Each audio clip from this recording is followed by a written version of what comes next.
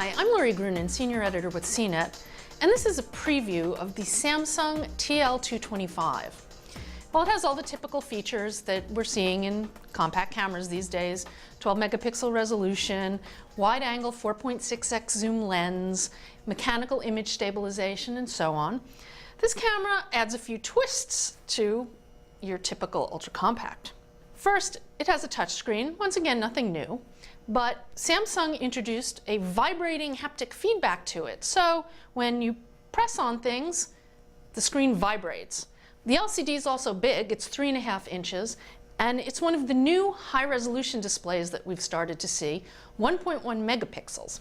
Another novel new feature, I don't know whether you consider it gimmicky or not, is an LCD on the front of the camera. Now, the idea of something like that isn't new. If you remember back a long time ago in the digital camera world, they used to put mirrors on the front of cameras so that when you were taking a self-portrait, you had that visual feedback. There was a mirror on the camera. I don't know if it's gimmicky or not. I really haven't decided, but I'm intrigued by it, in part because they can run little animations on it. So if you're photographing a child, the child will at least be looking at the camera. They may still be making faces or whatever, but they will be looking at the camera. The other thing is that it incorporates smile shutter. So if you're taking a self-portrait, it can wait until it sees you making a relatively normal face and then snap it. Another variant on that is that when you're using the self-timer, it will show you a countdown so you know exactly when it's going to shoot.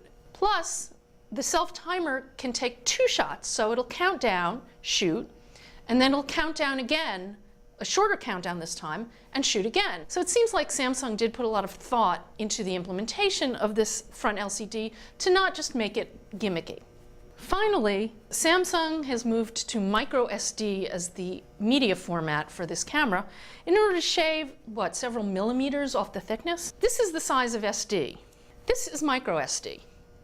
This is really not a good format for something that you're going to be taking in and out of a device. It's fine when you stick it in your cell phone and leave it there, but if you're the type of person who likes to take your media in and out of the camera and use a reader, this is going to get lost really easily. However, this seems like a really interesting camera. It'll cost $350 when it ships, and for people who need the latest and greatest gadgets and want something shiny with really, cool stuff to show their friends, this may be the camera that you want to get.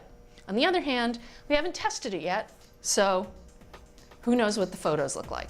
I'm Lori Grunin, and this is the Samsung TL225.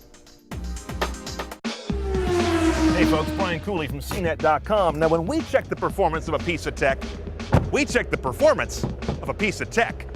If you love videos of cars and all their high-tech and high-performance glory, check out the CNET Car Tech video podcast, cnet.com/CarTechTV.